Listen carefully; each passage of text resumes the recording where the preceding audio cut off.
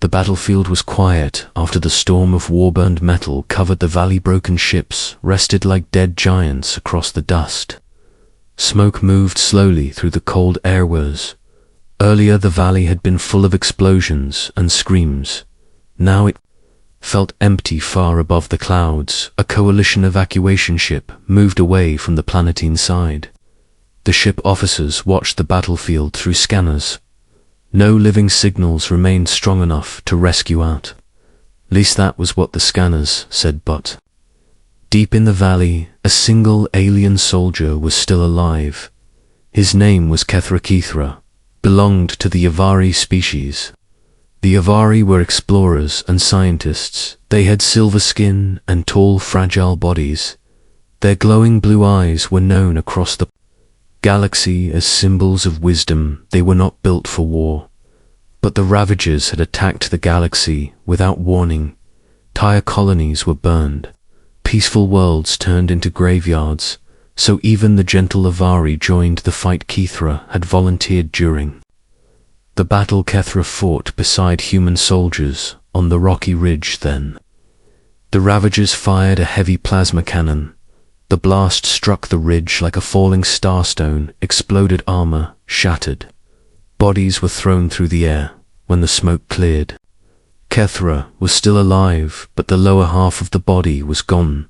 The spine had been destroyed by plasma hither. Avari nervous system was delicate without the lower spine. The body could never move. A Ganquithra lay on the cold ground, unable to crawl, unable to stand. Only the glowing eyes still moved. Pain moved through the alien mind like fire hours. Past the evacuation ships collected survivors. Rescue teams scanned the battlefield. Kethra tried to activate a distress signal from a damaged communicator. Signal was weak, very weak.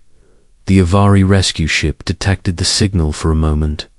Then the medical officers studied the scan. Severe spinal destruction, massive blood loss, total paralysis. Probability of survival extremely low. War had already taken millions of lives. Resources were limited. The rescue team made a cold decision: leave the soldier behind. The ship turned away from the valley. Kethra watched the stars slowly disappear.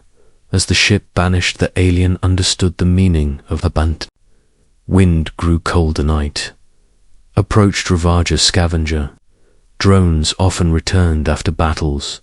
They searched for technology and prisoners. If they found Kethra, the end would not be quick. The alien closed glowing eyes and waited for death. Then a sound appeared.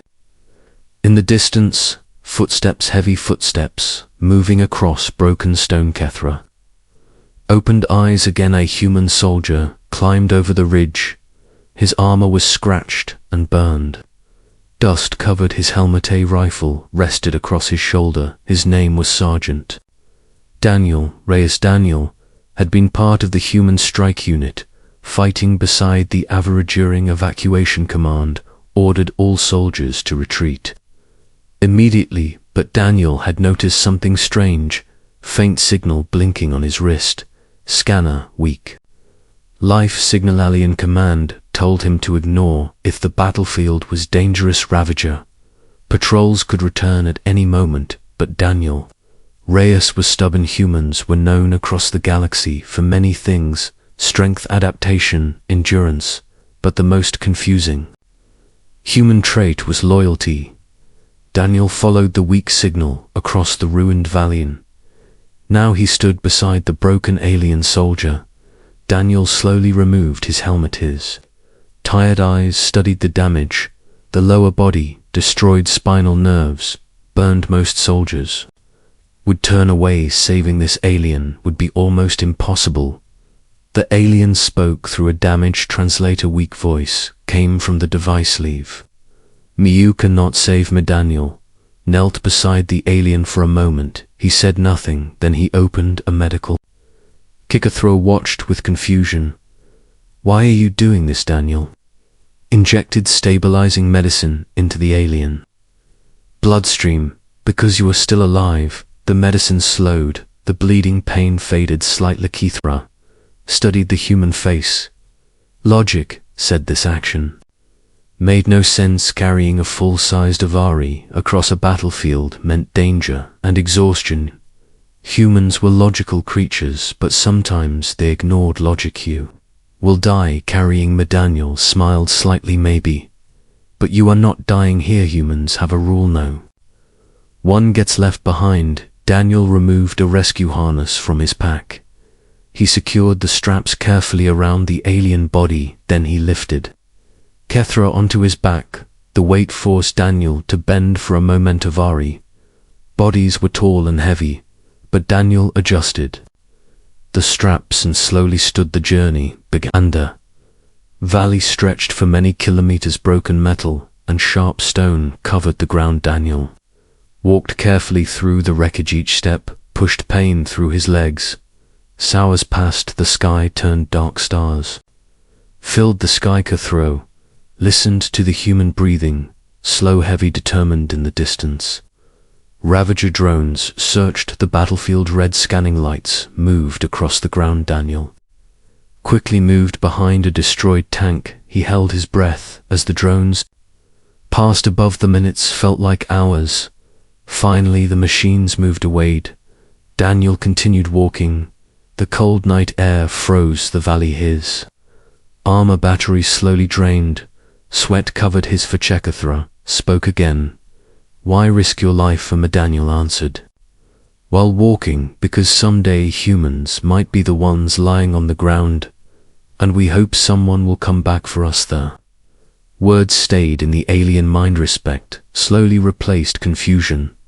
The journey continued. At one point, Daniel slipped on broken metal and fell to one knee. Pain shot through his leg, but he stood again. Step by step, he crossed the battlefield. Finally, distant lights appeared on the horizon, a human forward base.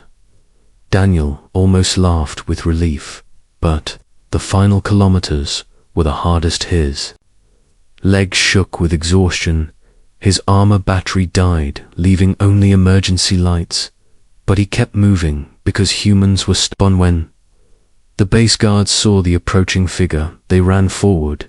Medics rushed to help. They carefully lifted Kethra from the harness. Doctors stared in shock.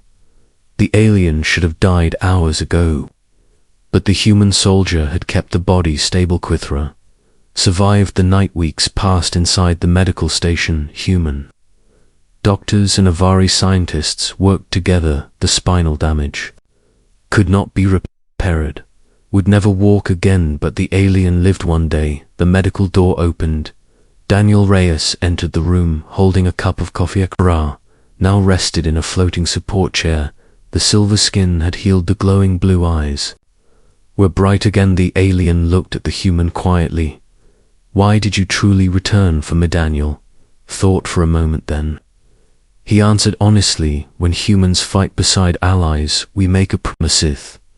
You fall, we come back, even if the galaxy says it is impossible. Lowered the head slowly among the Avari. That gesture meant deep honor. News of the rescue spread across coalition space. Many species struggled to understand the story. Saving a paralyzed soldier in the middle of enemy territory was not logical, but humans were not famous for logic. They were famous for something far stranger: compassion. Months later, Kethra returned to service not as a soldier, but as a strategist. Floating chair carried the alien through command halls. The plans created by Kethra helped save thousands of lives, and every time a human soldier passed nearby, the glowing blue eyes showed quiet respect, because on one silent battlefield, when logic said abandon the fallen one, stubborn human soldier carried an alien through hell. And from that day the galaxy learned something important: if a human stands beside you, you will never be left behind. Asterisk.